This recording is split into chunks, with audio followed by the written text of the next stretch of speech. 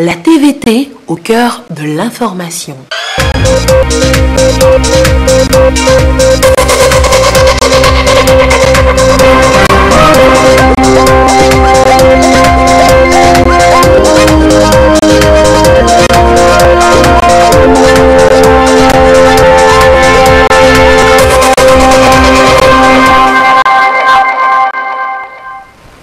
Bonsoir madame, bonsoir monsieur. D'abord les titres de ce journal. Ouverture ce dimanche du 31e sommet de l'Union africaine à Nouakchott en Mauritanie. Faure Gnassingbé, président en exercice de la CEDEAO, participe aux travaux aux côtés de ses pairs donc, à cette rencontre panafricaine qui veut renforcer la guerre contre la corruption pour la transformation de l'Afrique. Et puis un invité ce soir dans ce journal, le professeur Charles Kondi Agba, délégué national du mouvement des Sages Unis. On abordera le sujet phare de l'actualité cette semaine au Togo, la nouvelle mission des facilitateurs de la CEDEAO dans la crise togolaise, les présidents Condé et Akufo-Addo qui ont réussi à arracher des concessions aux parties prenantes. Bonsoir monsieur Agba. Bonsoir, le voilà. Avec vous donc. À cette émission que vous connaissez, n'est-ce pas, Yami? Désormais en journal. Merci. Merci bien d'être sur ce plateau. C'est un plaisir. Avec vous dans quelques instants dans le point de la mission donc, des facilitateurs. Merci d'être avec nous. Et comme je l'annonçais en titre, Faure Gnassingbé est en Mauritanie pour le 31e sommet ordinaire des chefs d'État et de gouvernement de l'Union africaine. Vous allez voir les images de l'arrivée du président du Togo et aussi président en exercice de la CEDEAO à Nouakchott.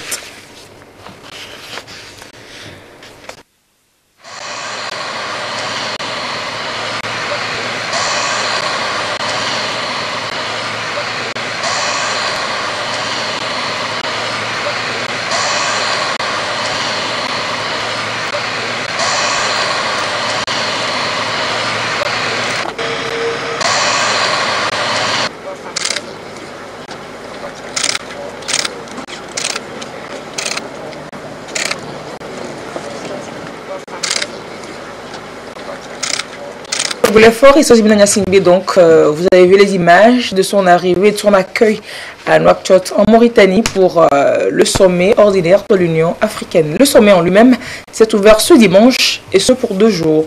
Plusieurs chefs d'État africains y sont présents. Le Français Emmanuel Macron y est également attendu demain lundi à ce sommet-là.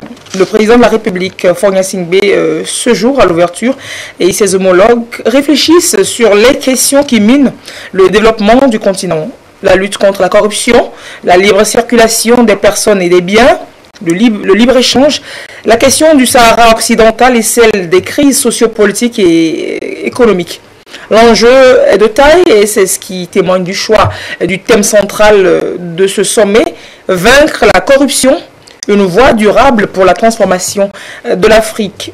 Occasion donc pour les dirigeants africains de mettre en place, après examen, une feuille de route pour éradiquer le fléau sur le continent. Ce dimanche, à l'ouverture, le président en exercice de l'Union africaine et président du Rwanda, Paul Kagame, a présenté le rapport sur les réformes de l'Union et son homologue du Niger, Mamadou Issoufou, sur la libre circulation. Le président du Togo a il va quant à lui présenter le rapport de la Commission Paix et Sécurité sur les crises actuelles en Afrique. Moussa Faki, président de la Commission de l'Union, a exhorté les chefs d'État et de gouvernement à assurer l'entrée en vigueur du libre-échange et du protocole sur la libre circulation des personnes, des droits de résidence et des droits d'établissement avant mars 2019.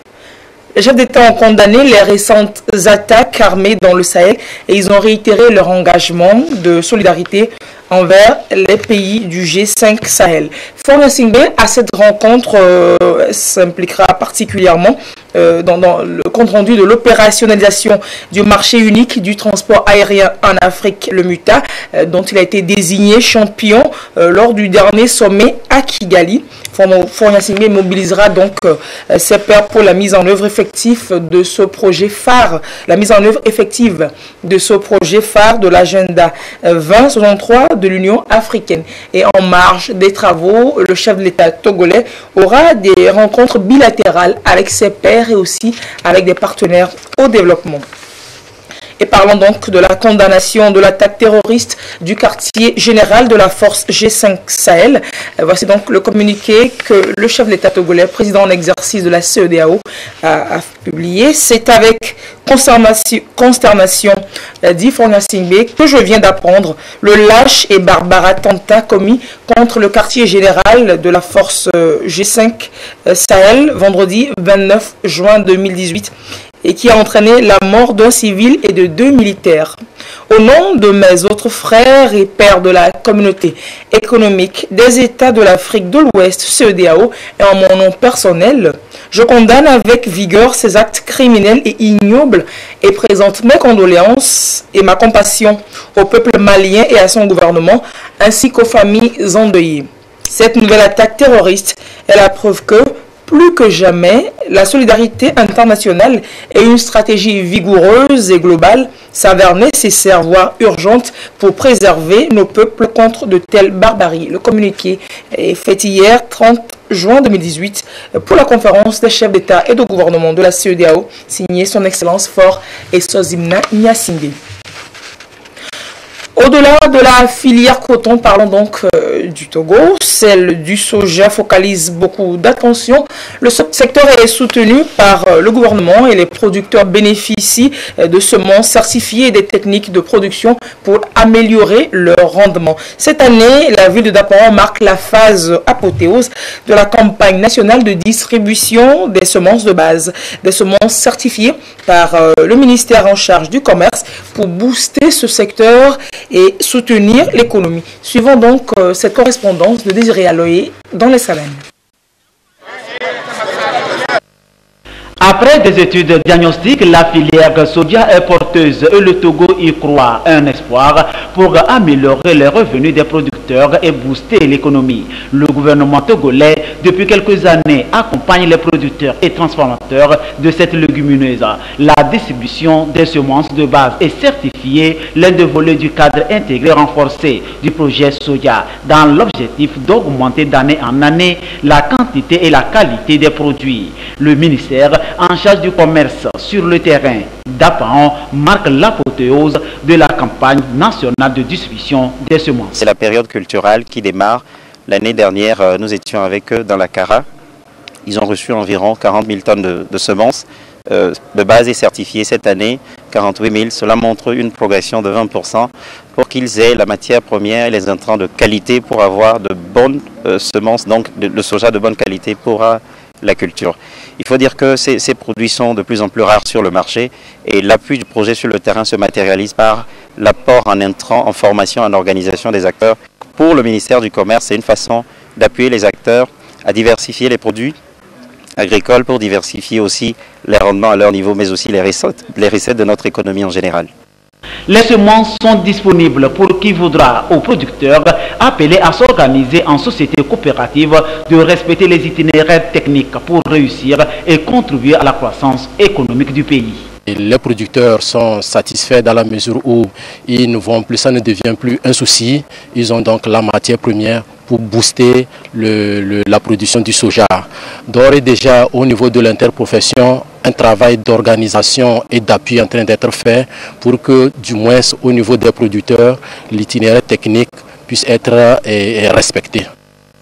C'est une stratégie pour valoriser davantage le secteur agricole. Les semences distribuées, les récoltes sont entendues des 15 000 hectares d'emblavures prévus cette année. Au marché de Dapahan, la délégation a visité le chantier où poussera d'ici à 2 mois un magasin d'une capacité de 250 tonnes, servant à conserver le soja, cette légumineuse espoir de demain.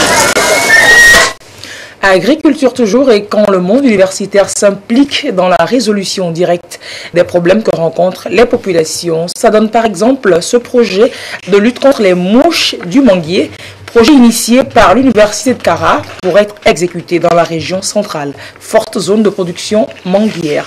Les détails avec la marque Bojona. Du fait de son fort potentiel de verger de mangue, la région centrale est connue comme l'une des principales productrices de mangue. Cependant, depuis quelques années, les producteurs de cette région font face à la prolifération des bio-agresseurs qui attaquent et détruisent les mangues. La situation étant devenue inquiétante, l'université de Kara en a fait une préoccupation personnelle. Elle a, avec l'appui de certains de ses partenaires, initié un projet intitulé « Projet de lutte contre les mouches du manguier ». Aujourd'hui, les paysans, les producteurs sont désespérés. Certains ont carrément décidé d'abattre leurs vergers et de les remplacer par autre chose. Dans notre approche, nous avons été mis en contact avec un partenaire israélien sur instruction de son Excellence Monsieur le Président de la République, qui est arrivé au Togo en janvier 2018 et avec qui nous avons travaillé, l'Université de Kara, l'Université de Lomé, le ministère de l'Agriculture, à travers la division de la protection des végétaux, pour que ce projet pilote naisse. Donc c'est un projet pilote que l'Université de Kara porte, mais en étroite collaboration avec celle de Lomé et le ministère de l'Agriculture, pour que nous puissions trouver une solution à la mouche des fruits au Togo, de manière à ce que la mangue devienne à nouveau un produit exportable qui ramène non seulement des ressources aux producteurs, mais améliore la balance commerciale du Togo. La mise en œuvre opérationnelle du projet a commencé au mois de mars 2018 par l'Institut supérieur des métiers de l'agriculture ISMA sous la coordination d'un expert israélien de la société Biofeed spécialisée dans la fabrication et la distribution de pièges à phéromones. Depuis mars, nous avons essayé de déposer les pièges à phéromones qui doivent permettre de contrôler la population des deux principaux ravageurs qui dérangent les mangues. La méthodologie est qu'on a mis 30 pièges par hectare et quelques endroits 20 pièges par hectare.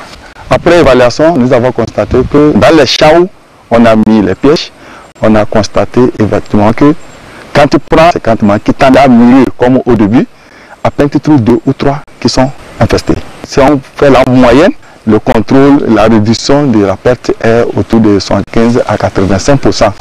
Alors qu'on s'était dit la première année, on va réduire la perte autour de 50%. Donc on est au-delà de nos attentes. Voulu comme un coup d'essai au départ, l'approche mise en place par l'Université de Kara s'est révélée sur le terrain comme un coup de maître. Producteurs de mangue et même revendeuses de fruits ont désormais le sourire aux lèvres. Je pouvais perdre jusqu'à 50% de ma production chaque année. Nous nous sommes plusieurs fois demandé quelle peut être la solution. Parce que au fur et à mesure des années, j'ai eu le sentiment que cela s'aggravait. Donc cette inquiétude, je l'avais à moi jusqu'au jour où l'université de Kara m'a approché pour me parler de ce projet. Lors de la conduite de l'expérience, je me suis rendu compte que le pourrissement des mangues avait totalement chuté. Cette année, les recettes que j'ai eu à faire au niveau des mangues, j'ai eu au moins 50% de plus que les recettes que je faisais les années passées. Les années passées, quand on venait pour l'achat des mangues, on achète les mangues. Arrivé sur le marché, il y a des problèmes. Parce que aussitôt acheté, ça ne dure pas, les mangues pourrissent. Mais par rapport à cette année, on peut dire que ça va, parce qu'il n'y a pas assez de plaintes. L'Université de Kara n'entend pas s'arrêter là. Elle envisage de poursuivre la démarche sur le terrain et confirmer les résultats de façon scientifique et étendre cette nouvelle approche écologique à l'échelle nationale, là où le besoin sera. Et l'on parlait tantôt de semences certifiées qui boostent la filière soja. L'utilisation de ces intrants donne aussi un coup de pouce à la filière riz. On se rend sur le site de la ZAP de Bémé, c'est à Kpélé, où la production de riz a été importante la saison écoulée. L'ANSAT en a acheté d'ailleurs hier 20 tonnes aux producteurs pour un montant de 7 600 000 francs CFA. Le reportage est signé Serge Tastom et Ferdinand Diassoa. Le gouvernement engagé à assurer la sécurité alimentaire à travers des campagnes d'achat de céréales auprès du monde agricole. La constitution de ces stocks est faite par l'ANSAT l'Agence nationale de la sécurité alimentaire, qui était appelée dans la ZAP de Bémé. Des groupements de producteurs du riz ont salué l'opération d'achat de leurs produits par l'ANSAT. Au total, l'ANSAT leur a acheté 20 tonnes du riz blanc pour un montant de 7 600 000 francs CFA. Sur 2000 hectares, j'ai produit 20 sacs de riz qui équivaut à 380 000 francs CFA que j'ai vendu aujourd'hui à ANSAT. Je suis très contente de recevoir cette somme. Le gouvernement nous a beaucoup aidé, il nous a planifié le terrain et il nous a amené l'eau sur le site. Et en dehors de ça, il nous aide au niveau de l'engrais. Il nous a amené les techniciens qui viennent nous suivre chaque année. Merci, c'est la joie à nous. Nous avons cultivé. L'État est venu nous acheter immédiatement, nous a payé. Donc je remercie l'État. Cette opération d'achat est suivie d'une séance de sensibilisation sur l'organisation coopérative, comment se prendre en charge pour mieux produire quantitativement et qualitativement. Il est important pour le producteur de pouvoir procéder à la commercialisation ou à la vente de ses produits lorsqu'il finit de les récolter.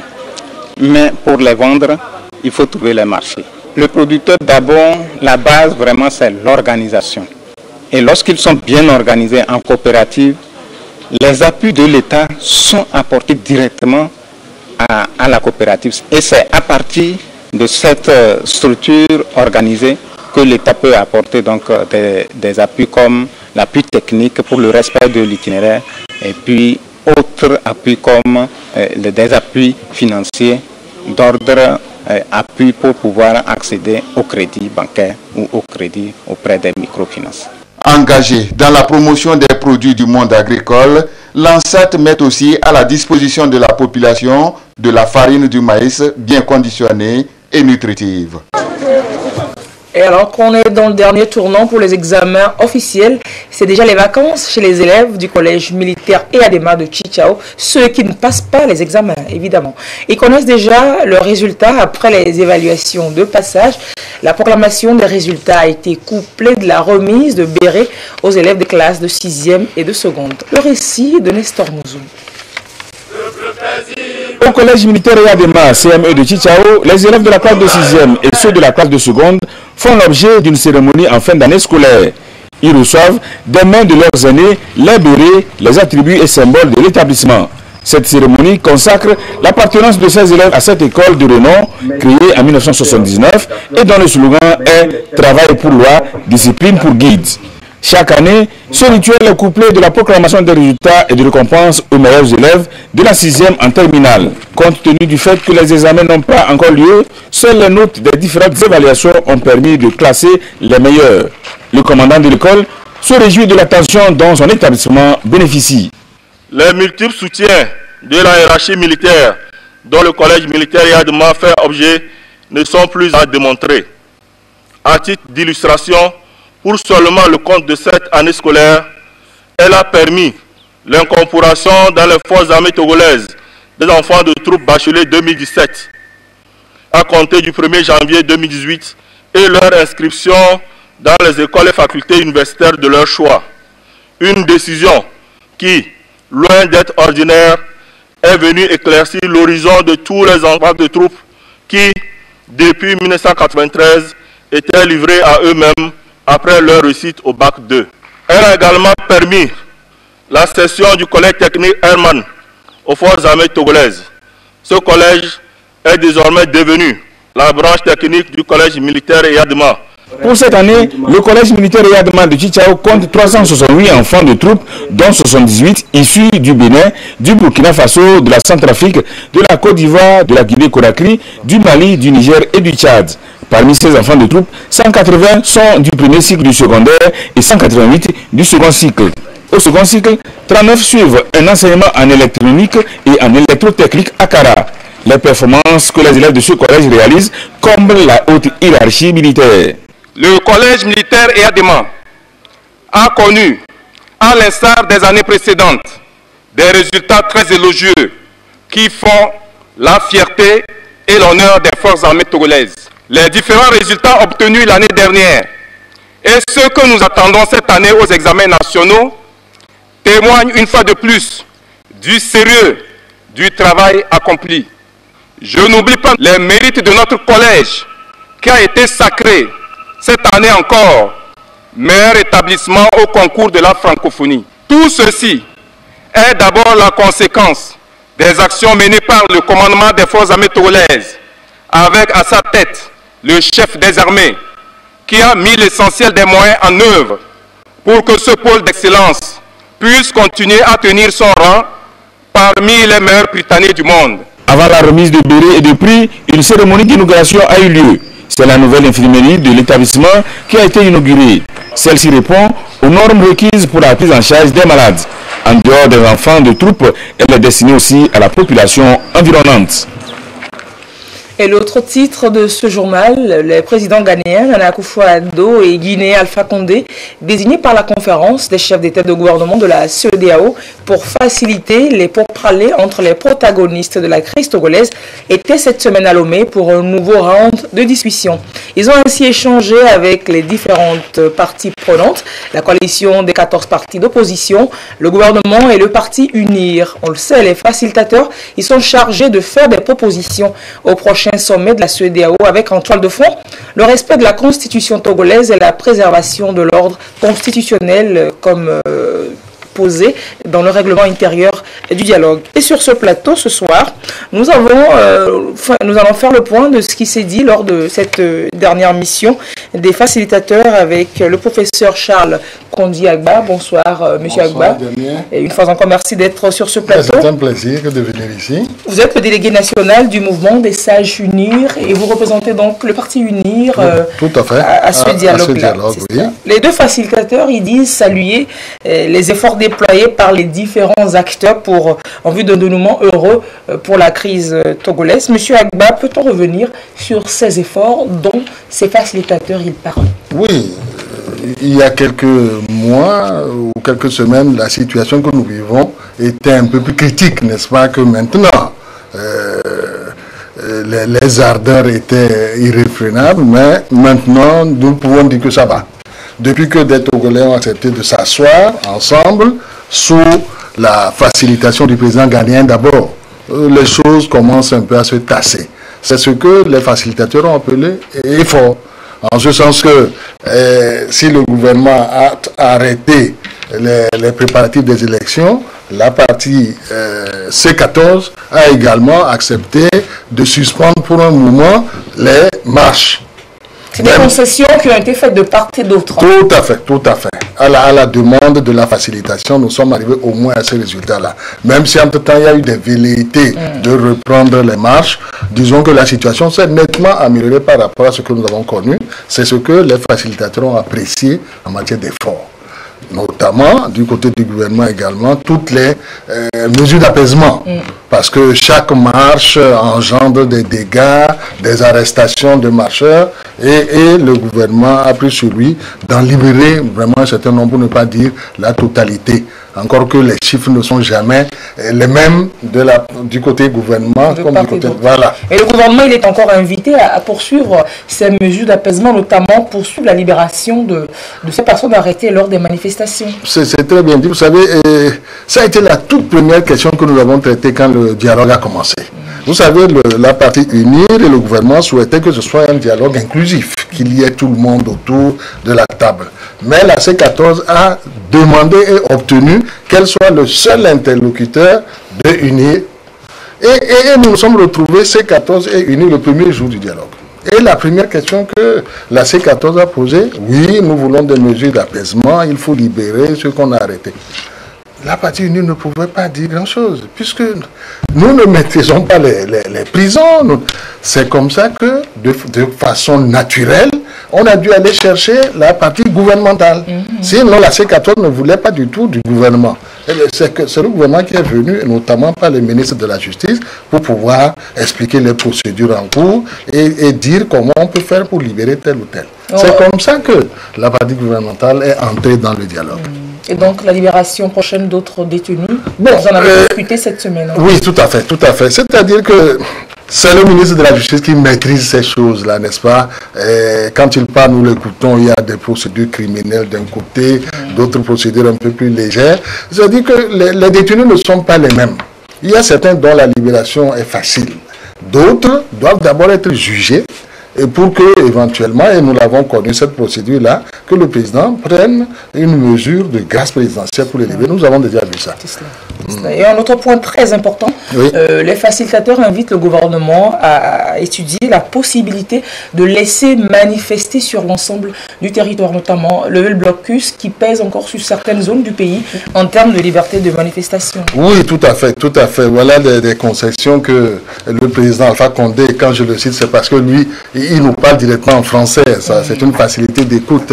Et il a dit qu'il ne faut pas qu'il y ait 2 poids 2 mesures. Il faut que l'opposition, si elle le veut, puisse marcher partout. Même si à Bafilo, à Sokodé, à Mangou, il y a eu des dégâts et des morts d'hommes, il faut quand même que le gouvernement encadre ces manifestations comme il le fait ailleurs. Mais il faut lire le communiqué dans son entité. Il a dit que ces marches doivent se faire dans les normes. Le respect de l'ordre public. Tout à fait, tout à fait. C'est-à-dire que si vous avez la liberté de manifester, vous devez préserver la liberté de ceux qui ne veulent pas manifester. Oui. Et c'est ce que d'ailleurs la loi sur les marches, les manifestations avait prévu.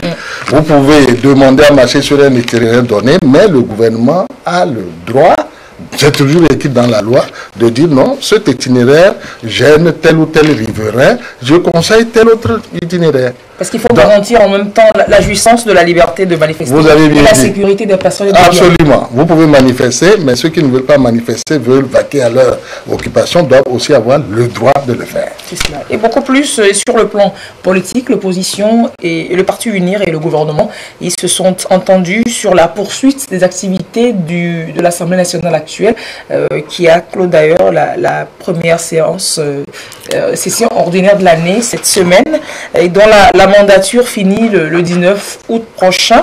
Les députés, donc, sur quel mécanisme est-ce que cela se fonde, cet accord de prorogation de la législature? Je dois dire qu'en dehors du règlement intérieur que vous avez cité tout à l'heure, après les travaux préparatoires, les 2 parties ont adopté un règlement intérieur qui a été signé par les 2 parties. C'est le document que nous pouvons produire à la date d'aujourd'hui comme vraiment entente entre les 2 parties. Cette prorogation des activités de l'Assemblée est le 2e accord. Il n'a posé aucun problème. Bon, puisque dans la partie unie, nous avons des députés qui siègent à l'Assemblée et dans la C14 également, il y a des députés. Dans la mesure où les facilitateurs vont demander qu'on arrête le processus électoral, ça veut dire automatiquement qu'on ne pourra pas faire les élections à date échue. Les 2 se tiennent. Oui. Les 2 se tiennent. Si nous disons que le gouvernement doit arrêter les processus de préparation de ces élections, automatiquement, ça veut dire que l'Assemblée nationale va dépasser son mandat.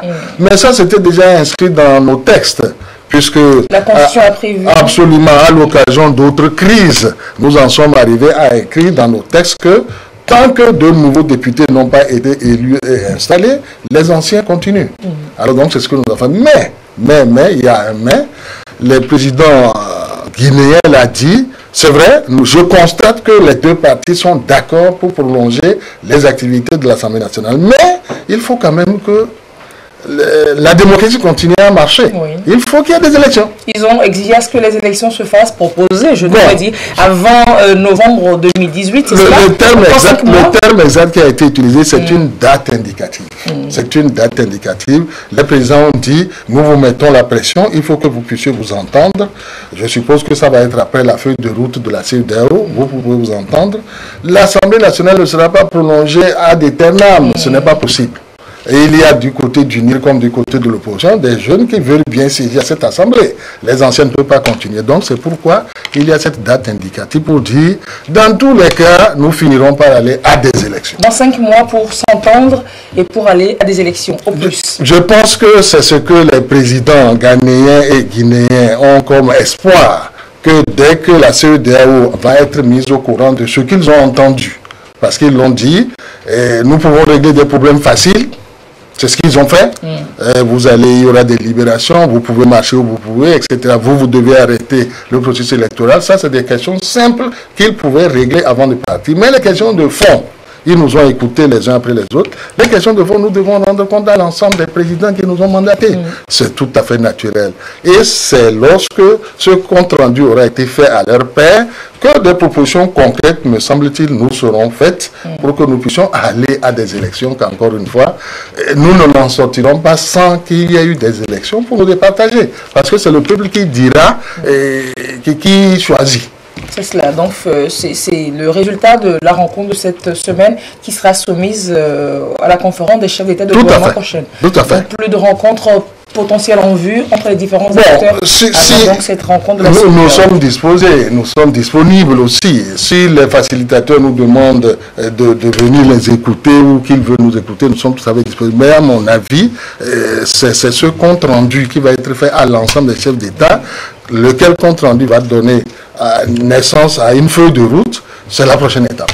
Et donc, vous estimez qu'on a assez avancé aujourd'hui pour donner pardon la crise? Dès l'instant que nous ne rentrons plus les uns dans les autres, que d'un côté, le processus électoral a été arrêté, de l'autre, les marches pourront se faire dans l'ordre, comme vous l'avez dit. Non, nous avons fait de gros progrès. La situation est moins tendue qu'elle ne l'était avant. Un message pour finir? Bon, moi je n'ai pas de message, hein, vous savez, et les facilitateurs ont dit, ce sont leurs comptes rendus qui font foi, hein, c'est-à-dire les commentaires que nous faisons ne changent en rien, les communiqués que aussi bien la partie ghanéenne ou les deux facilitateurs adoptent. Nous, notre souhait à unir est que, dans le calme, le respect mutuel, comme nous l'avons dit, nous puissions arriver à un consensus et aller à des élections pour départager tout le monde. Tout cela pour le bien du Togo. Tout à fait. Merci, professeur Charles Kondi-Agba, d'être passé dans ce journal, nous faire le point de la récente mission des facilitateurs ouest-africains dans la crise sociopolitique togolaise. C'est moi qui vous remercie de m'avoir invité. Je vous en prie, vous êtes le délégué national du mouvement des Sages Unir, partie prenante à ce dialogue-là. Et au revoir, et très merci. Merci beaucoup. Et dans la suite de ce journal, nous dirons que l'ONG Women Environmental Programme Togo, Web Togo, a procédé à la validation du rapport alternatif dans la mise en œuvre des ODD 5, 6 et 7. C'était vendredi dernier. Il s'agit d'un rapport inscrit dans le projet Women 2030 qui fait état de la contribution des femmes et des organisations de femmes dans l'atteinte des ODD. Ce rapport alternatif servira de communication en juillet prochain à un forum de haut niveau qui se tiendra à New York aux États-Unis. Des précisions avec Viviane Souvi et Clarisse Attiquet. Les femmes et les organisations féminines jouent un rôle non négligeable dans la mise en œuvre des ODD, principalement les numéros 5, 6 et 7 relatifs au genre, à l'assainissement et aux énergies renouvelables. Women Environmental Programme Web Togo a fait des enquêtes et élaboré un rapport de contribution pour le forum politique de haut niveau auquel le Togo prendra part en juillet prochain à New York. Le dit rapport fait ici objet d'analyse par les acteurs nationaux. Les organisations de femmes ont tout d'abord contribué au renforcement des capacités des organisations des femmes sur les ODD et leur mise en œuvre et au plan national et à la base. D'autres organisations de femmes ont également mené des luttes dans le cadre de l'égalité des sexes, l'égalité et l'équité du genre. Certaines organisations de femmes ont mené des sensibilisations et formations à l'endroit des femmes sur l'économie des combustibles et les techniques, les meilleures techniques et pratiques de cuisson propre. Cet atelier est organisé pour valider le contenu du document de rapport alternatif par les acteurs de la société civile et étatique. Le forum politique de haut niveau est en effet un dispositif global mis en place par les Nations Unies suite à l'adoption de l'agenda 2030 et ses 17 objectifs de développement durable. C'est un cadre qui permet au pays de présenter les avancées réalisées pour l'atteinte des ODD. Le rapport de Web Togo est donc une contribution écrite de la société civile au rapport national du Togo qui sera présenté à ce forum. La 109e session ordinaire du conseil d'administration de la BOAD, la Banque Ouest Africaine de Développement, s'est tenue cette semaine à Lomé. Au cours des travaux, le conseil a examiné 8 projets qui touchent directement le quotidien de la population de l'espace, un volet très social qui devra contribuer à améliorer le bien-être des populations. L'ouverture des travaux avec Serge Tastom et Patrice Boucan.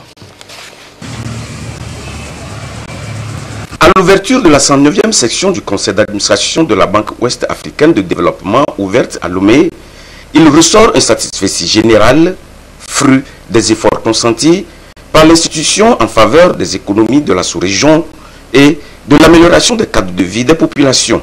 La barre des 5 000 milliards de francs CFA de prêts a été franchie. Un seuil qui confirme l'engagement de la BOAD dans l'enracinement de l'intégration économique et de l'épanouissement des populations de l'espace UEMOA. Je me félicite des efforts consentis par tous qui nous ont permis d'atteindre de tels niveaux d'engagement au bénéfice des populations de la zone. Ce niveau atteste, sans nul doute, du chemin parcouru par notre institution et surtout du leadership qui est le sien dans le financement des économies des États de l'Union. Nous aurons donc à examiner 8 projets touchant directement le quotidien de nos populations, dont la construction de 1850 salles de classe au Sénégal, la construction d'une usine de potabilisation d'eau sur la rivière de la Mé en Côte d'Ivoire, l'extension d'une usine de production de beurre de karité au Burkina Faso, l'alimentation en eau potable des centres semi-urbains au Togo. Ce conseil va essentiellement plancher sur le bilan des réalisations à mi-parcours des prévisions financières de l'exercice 2018, l'état de recouvrement des créances sur les prêts de la BOAD au 31 mai 2018 et le compte rendu de la rencontre du conseil ordinaire des ministres de l'UEMOA du 23 mars 2018 à Dakar. Et un nouveau chef canton pour Bafilo, Abdoulaye Karim, il est monté sur le trône samedi 30 juin. Vivons la cérémonie consacrant son installation avec Nestor Mouzou.